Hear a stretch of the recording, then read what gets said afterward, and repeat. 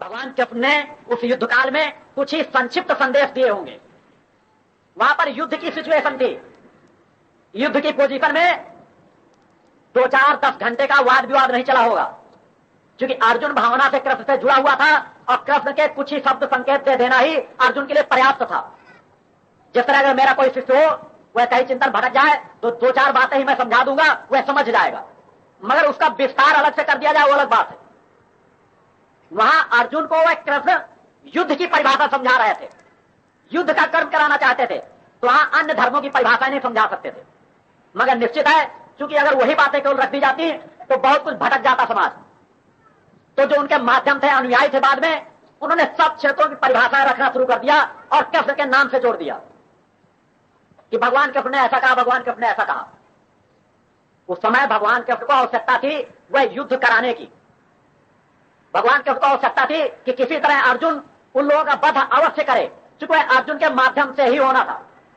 ऐसी क्रोध के वशीभूत होकर के उन्होंने चक्र तक भी धारण कर लिया था, जबकि अपनी प्रतिज्ञा से हटा दिया था। अतः हम आपको अगर कोई सत्य राह खोज सकते हैं तो तब जब शुद्धता, सात्विकता, आचार विचार, खान पान में परिवर्तन करते हुए अपने ध्यान चिंतन को जागृत करेंगे। सब कुछ रहस्य मिलते चले जाएंगे। सत्य को तलाशने के लिए हमको बहुत कुछ भटकने की जरूरत नहीं है, केवल कुछ गिने चुने विचार होते हैं, उनको अमल करने की जरूरत है और उन विचारों को लेकर के आप लोग बढ़ें। मेरे यही चिंतन है और वही विचार समाज को बार बार देता हूं कि आने वाले समय में मैं कर्म और फल, मां और मैं, इन सभी का विस्तार से एक ग्रंथों के रूप में परिवर्तित करके जाऊंगा, जो प्रामाणिक होंगे, मेरे ही नहीं आप लोगों के भी अनुभवों पर खरे उतरे होंगे। और इसके बाद भी कहता हूं कि जो मैं बात कह रहा हूं इसमें समाज के किसी भी प्रकार के विचार हो, गीता के प्रकांड विद्वानों के पास यदि कोई विचार हो तो मैं उनसे विचार चाहूंगा, क्योंकि मैं कोई लेख में परिवर्तित तब तक नहीं करता हूं जब तक समाज से उसको प्रमाणित नहीं करा दूंगा। क्योंकि मैंने 6वें लेख में कहा है कि सब कुछ समाज से प्रमाणित करा के जाऊंगा कि यदि कोई इनका विपरीत चिंतन दे सके तो मेरे सामने उपस्थित हो, उसकी सब बातों का निदान मेरे पास मौजूद है। मैं साकार स्वरूप खुद मौजूद हूं, वह कर्म मौजूद है, वह फल मौजूद है और वर्तमान का भविष्य मौजूद है। अतः आप लोगों के भी विचार चाहूंगा, शिष्यों के भी विचार चाहूंगा कि इस कर्म के फल पर हमारा पूर्ण अधिकार है या नहीं, हमको फल की कामना करना चाहिए या नहीं, इस पर आप लोग भी शोध करें। और यदि किसी प्रकार के विपरीत विचार नजर आ रहे हो तो मुझे पत्र द्वारा लिखें या व्यक्तिगत मिले, क्योंकि आप लोगों के विचार और अपनी चेतना को जब मैं एकाकार समझूंगा तभी उनको प्रमाणिक समझूंगा। और इसी तरह के अनेकों क्षेत्रों पर मेरे अपने शोध किए हुए मां के चरणों से प्राप्त प्रमाणिक विचार हैं, जिनकी अगर मैं कह दूं कि मैं अपनी ज्ञान रूपी पोटली को खोला नहीं, केवल उसको झाड़ रहा हूं। अभी मैं अपने विचार समाज को नहीं दे रहा, अभी तो कुछ संकेत, कुछ हेडलाइनें दे रहा हूं, जिन हेडलाइनों पर मैं आप लोगों को ही नहीं समाज के बुद्धिजीवी वर्गों को बैठाऊंगा, अच्छे से अच्छे योग साधु संत सन्यासियों को बैठाऊंगा, पत्रकारों को बैठाऊंगा, बुद्धिजीवी वर्गों को बैठाऊंगा, वैज्ञानिकों को बैठाऊंगा और फिर इन सभी शब्दों पर प्रामाणिकता को परख करा करके कुछ सही मार्ग दे करके जाऊंगा। मेरी बातें को आप लोगों तक कहने तक ही नहीं, मगर आप लोग सतत मेरे साथ चलें, मेरे विचारों के अनुरूप अपने चिंतनों को ग्रहण करते हुए चलें। उसी तरह मैं बार बार कह रहा हूं कि मेरी आगे की यात्रा बहुत कुछ साधनात्मक और एकांत की है। यदि आप लोग कुछ समय सही यात्रा तय कर लेंगे तो जो आने वाले शिष्य होंगे, मैं चाहता हूं कि आप लोग अपने विचार और मेरे विचारों को अगर एकाकार दिखा दे दें, कुछ कार्यकर्ता उस चिंतन के जागृत होकर के आप सामने निकल आए, तो जो आने वाला समाज होगा उनको आप लोग चिंतन दे सकेंगे। क्योंकि आने वाले समय पर मैं बहुत कुछ संक्षिप्त चिंतन ही आप लोगों को दे सकूंगा, क्योंकि एक यज्ञ में 11 दिन लगते हैं और 101 यज्ञ संपन्न करने में कितना समय लगेगा, मुझे कितना एकांत में बैठना पड़ेगा, आप लोग समझ सकते हैं। इसके अलावा अखंड कई साधनाएं बीच के अंतराल में जुड़ी हुई हैं, जो इस शरीर को ही संपन्न करना है। तो एक एक पल का आप लोग लाभ उठाएंगे, एक एक पल का आप लोग चिंतन करेंगे। आज माता आदि शक्ति जगत जननी जगदम्बा की जो आरती होगी उसको आप पूर्ण तन्मयता और समर्पण के साथ करेंगे, एकाग्रता के साथ करेंगे। क्योंकि एक पल ही पर्याप्त होता है हमें सब कुछ प्राप्त करने के लिए, एक क्षण ही पर्याप्त होता है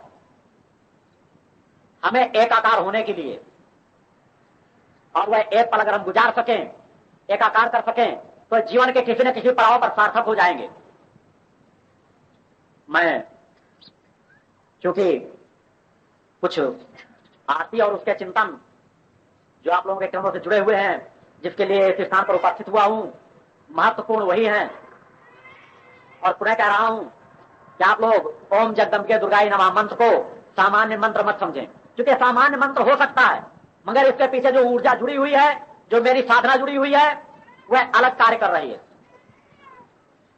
इस मंत्र का जाप करने वाला मेरी साधना ऊर्जा के फल का अधिकारी बनता है।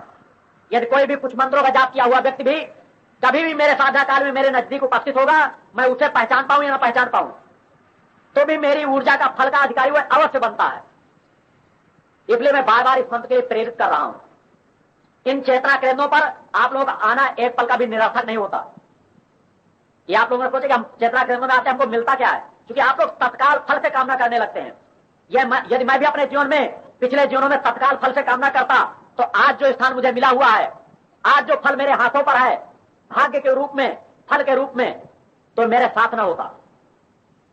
अतः उसी यात्रा पर, क्योंकि जिस यात्रा पर बढ़ने वाला गुरु होता है, शिष्यों को भी उसी मार्ग पर बढ़ा सकता है। क्योंकि मैं अन्य क्षेत्रों का गुरु नहीं हूं, उस एक क्षेत्र का हूं जिस क्षेत्र पर सब कुछ समाहित है, वो एक तप बल। मेरे पास केवल अपने पास तपस्यात्मक बल है, केवल मां का बल है, मां के नाम का बल है। अपनी पूर्ण तपस्या को मैंने मां शब्द में बदला है, मां शब्द में परिवर्तित किया है। अपनी समस्त साधनाओं को मां के चरणों पर समर्पित करके वह मां का मां शब्द प्राप्त किया है।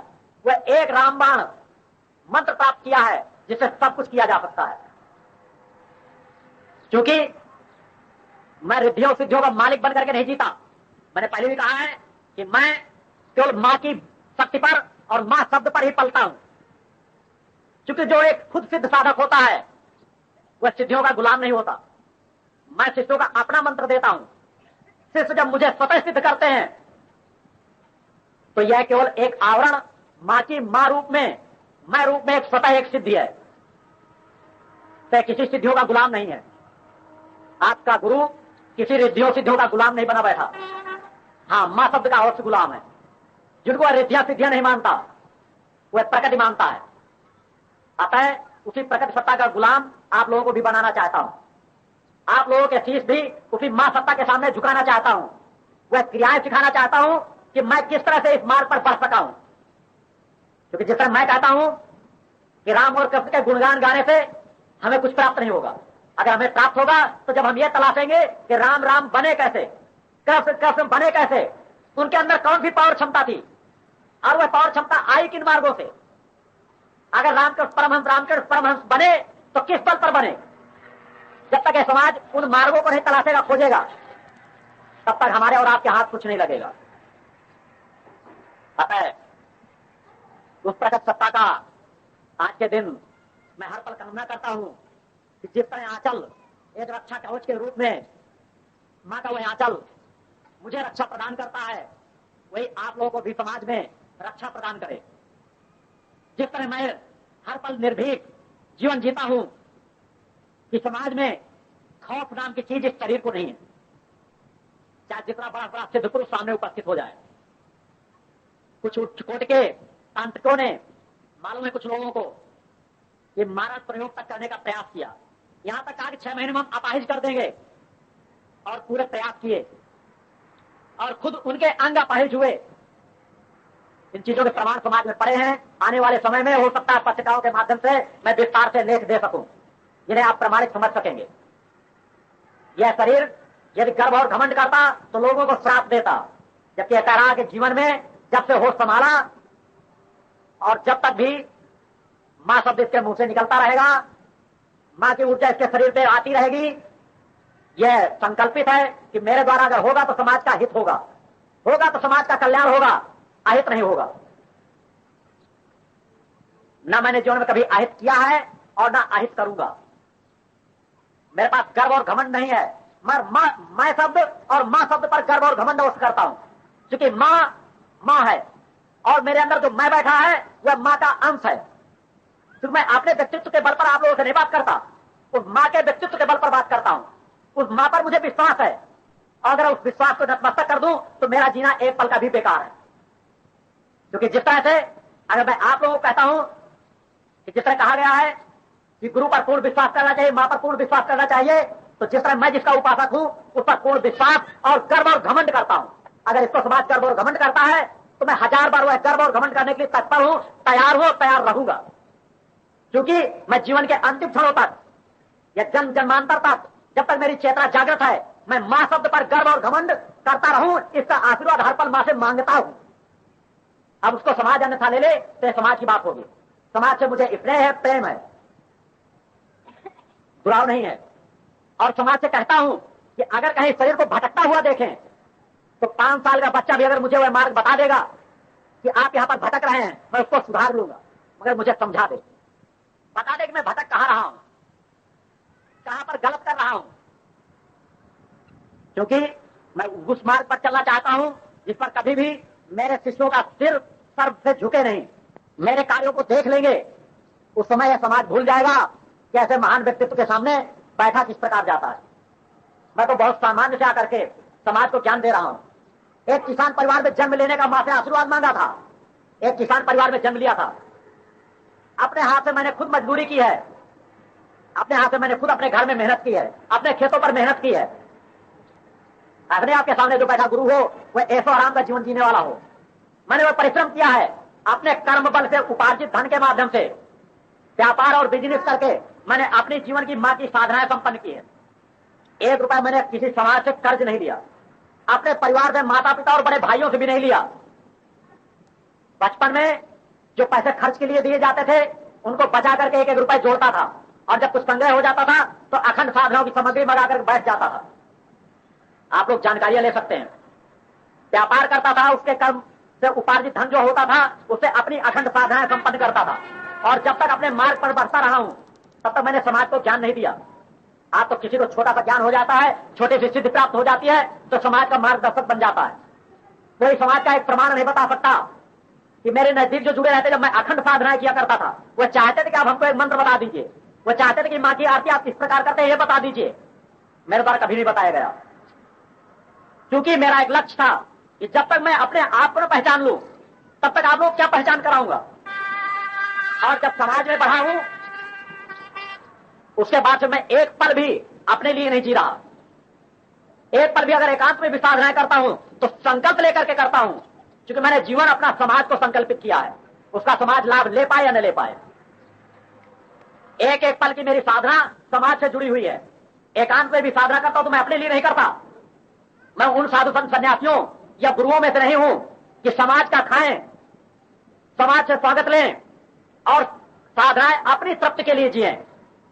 मैं आज भी इस चेतना पर वह संकल्प करता हूं कि कहीं भी मेरी भावना भटक जाए तो एक पल भी मेरे जीवन का, एक पल भी मेरे जीवन की साधना मेरे जीवन के साथ न जुड़े। क्योंकि मैं तृप्त हूं, परिपूर्ण हूं, क्योंकि मैं पूर्ण हूं, मेरी आत्मा पूर्ण है। मैंने मां के चरणों से आनंद प्राप्त कर लिया है जिस आनंद से बढ़कर के और कोई आनंद नहीं है, जिस आनंद से बढ़कर मुझे किसी आनंद की कल्पना नहीं है, कामना नहीं है। तो मैं किस लिए अपने जीवन का उपयोग करूं? मैं जीवन का उपयोग आप लोगों के लिए कर रहा हूं। संकल्प लेकर के अगर आप लोगों को विश्वास हो वही संकल्प 1000 बार मां के चरणों पर संकल्प लेता हूं कि मेरे जीवन का एक एक पल समाज को समर्पित हो, एक एक साधना समाज को समर्पित हो, ये एक एक यज्ञ मेरे समाज को समर्पित हो, उसका आप लोग लाभ लें। केवल आप लोग जुड़े रहें, केवल निष्ठा मात्र से फल पा सकते हैं, क्योंकि साधना की पूर्ण परिपक्व अवस्था का नाम निष्ठा होता है। आप लोग केवल आवश्यकता है वह विश्वास जागृत करने की, केवल निष्ठा ले लेने की कि गुरुदेव जो भी कार्य कर रहे हैं वह हमारे लिए कर रहे हैं। हम केवल गुरुदेव से केवल संकल्प तो हटा करके केवल जुड़े हैं तो हमको सब कुछ मिल रहा है और आप लोग सब कुछ मिलता चला जाएगा। मेरा एक एक पल का जीवन आप लोगों का जीवन है। मैं आप लोगों का जीवन जी रहा हूं, आप लोगों की भावनाएं लेकर के ही जी रहा हूं, क्योंकि मैं समझता हूं कि आध्यात्मिक लोगों को कितना ठगा गया है, कितना लूटा गया है। वह सब कुछ मेरे आंखों के सामने चलचित्र के तरीके नाचते हैं। जिस तरह आप मेरे सामने झुकते हैं, आकर के याचनाएं करते हैं, मेरे सामने वो हजारों तस्वीरें याचनाएं की झूमती रहती हैं, जिनको मैं कहीं अनेकों आश्रमों पर मैंने देखा है तड़पते और बिलखते हुए, और उनकी भावनाओं की कोई कद्र नहीं की जाती। वह कद्र मैं मां के चरणों से कराना चाहता हूं। आप लोगों को आवश्यकता है अपने आप को मां से जोड़ने की। मैं तो कहता हूं कि अगर आप लोगों को किसी प्रकार इस शरीर से बुराई हो तो शरीर का स्वागत लेना ही कहां चाहता है। ये तो कहता है अगर मेरे अंदर जो ज्ञान है उसको तो ले लीजिए। ये जीवन में जो अच्छा ज्ञान दे रहा है, जो बुराई हो उसको निकालते चले जाना, उसको छोड़ते चले जाना। अगर आपको ये हो कि हमारा 1 रुपया गुरुदेव अपने खर्च में खर्च कर देंगे तो आप लोग 1 रुपया देने की क्या जरूरत है। बगैर दिए तो आप मेरे कर्मों को ले लीजिए, मेरा जो सतमार्ग है उसको तो अपना लीजिए, मेरे विचारों पर चल करके तो देखिए, आपके सामने वही खबर मिलेगी जिस तरह आज मेरे सामने। मेरी भाग्य की रेखाएं, मेरे कर्म की रेखाएं, मेरे गुरु योग की रेखाएं, मेरे संन्यास जीवन की रेखाएं, कोई भी हस्तरेखा विशेषज्ञ आकर के देख सकता है। ये सब कुछ कहां से मिला? उन्हीं बातों पर आप लोगों को विचार करने की जरूरत है, इस यात्रा पर चलने की जरूरत है। मैं आप लोगों के सामने आकर के, क्योंकि मैं जानता हूं कि मैं अपनी अगर ग्रंथ को, ऊर्जा को उस स्थान तक पहुंचा दूंगा तो या तो समाधिस्थ हो जाऊंगा या तो मां के चरणों पर बिलक पड़ूंगा, जो शायद समाज के लिए उचित नहीं होगा। आप लोगों को भान नहीं है कि शरीर, अगर आप ये कहते होंगे कि आप लोगों की भावनाओं को बिलखाना जानता है तो शायद आपने ये शरीर जो बैठा है वह मां के चरणों पर किस तरह रोता है, किस तरह तड़पता है, इसको आपने देखा नहीं। और मैं चाहता हूं कि जिस दिन आप लोग केवल भाव अर्जित कर लेंगे तो मां से आपको कोई तोड़ नहीं सकता, मां से आपको कोई अलग नहीं कर सकता। और जिस दिन आप केवल मां से जुड़ जाएंगे, आपके मार्ग सतमार्ग पर चलते चले जाएंगे। जो समाज का पतन का क्रम चल रहा है वह उठते हुए क्रम में आ जाएगा, क्योंकि समाज सतत पतन के मार्ग पर जा रहा है, बढ़ नहीं रहा, पतन के मार्ग पर जा रहा है। उस पतन से हम आप रोक सकते हैं। हमारे पास मां का सहारा है। यह आपका जीवन आपके सामने बैठा है, जिसका एक एक पल आप लोगों के लिए कितना सार्थक हो सकता है, यह अभी आप लोगों की कल्पनाओं से परे की बात है। क्योंकि मेरा एक पल ही क्या कुछ कर गुजरने में सक्षम है, यह आने वाले समय सब कुछ स्पष्ट होता चला जाएगा। मैंने समाज के लिए यहां तक कि 8वां महाशक्ति यज्ञ, पहले यज्ञ से 7वें यज्ञ तक अनेकों मैंने चैलेंज और प्रामाणिकता के कार्य किए। 8वां यज्ञ और चैलेंज और प्रामाणिकता के लिए ही कर रहा हूं, समाज को समझने के लिए कर रहा हूं। उसके बाद किसी भी प्रकार के चैलेंज आप मेरे द्वारा सुनेंगे नहीं यज्ञों के लिए, क्योंकि शेष 100 यज्ञ मैं और ऊर्जा के साथ शांति से संपन्न करना चाहूंगा, मगर समाज समझ सके, इसलिए 8वें यज्ञ में परीक्षण करने के मैंने और एक मौका दिया है। और यहां तक कि मैंने 5 लाख रुपए की घोषणा की है कि अगर समाज का कोई भी साधक, कोई भी सिद्ध पुरुष यदि मेरे साथ 11 दिन, जिस तरह मैं हवन करता हूं, जिस तरह मैं चैतन्य होकर बैठता हूं, 11 दिन गुजार देगा, बराबर एक आसन पर बैठ करके गुजार देगा, उस अंतराल में जिस समय मैं साधना करता हूं उसी तरह सात्विकता से 11 दिन जीवन जी करके दिखा देगा तो मैं 5 लाख रुपए उसे इनाम दूंगा। कम से कम समाज के अंदर से कोई व्यक्ति तो निकल करके आए। प्रयाग में जितने भी धर्माधिकारी थे सब जगह संदेश पहुंचाया गया, और मैं चाहूंगा कि समाज के आप लोग भी जहां तक मेरे संदेश को पहुंचा सकें, कि समाज कहने के लिए रह न जाए कि हमको पहले पता चलता तो हम ऐसा करते। तो मेरे द्वारा जन जन तक सूचना पहुंचाई जा रही है, गर्व और घमंड की बात नहीं है, क्योंकि इससे समाज को आप लोगों के सामने एक प्रमाण मिलेगा। क्योंकि अगर मेरी क्षमता नहीं है, कोई दूसरा कार्य कर सकता है, तो आप लोग कुछ ही समय प्रमाण मिल जाएगा। आप लोग मेरे साथ बहुत लंबी यात्रा तय करने की क्या जरूरत है। मैं तो चाहता हूं कि कोई मेरे रहस्य को उजागर करे, अगर सत्य है तो उसे उजागर करे, अगर असत्य है तो उसे उजागर करे। मेरे जीवन का एक पल भी कहीं छिपा हुआ नहीं है।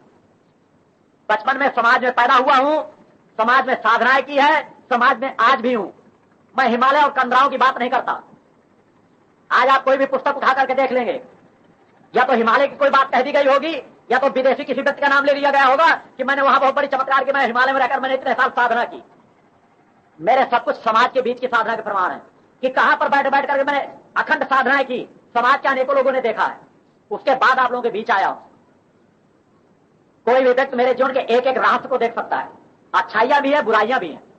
अगर अच्छाइयों का पलड़ा आप लोगों को भारी नजर आए, वह पलड़ा जिसे कोई भी बुराई झुका नहीं सकती, तो उसी पलड़े पर आप लोग भी आकर के बैठ जाएं, हितकर होगा। एक बार प्रेम से बोले, बोल जाता माते की, विश्व का विश्व का जन जन में धर्म की अधर्म का प्राणियों में विश्व का बोल सच्चे दरबार की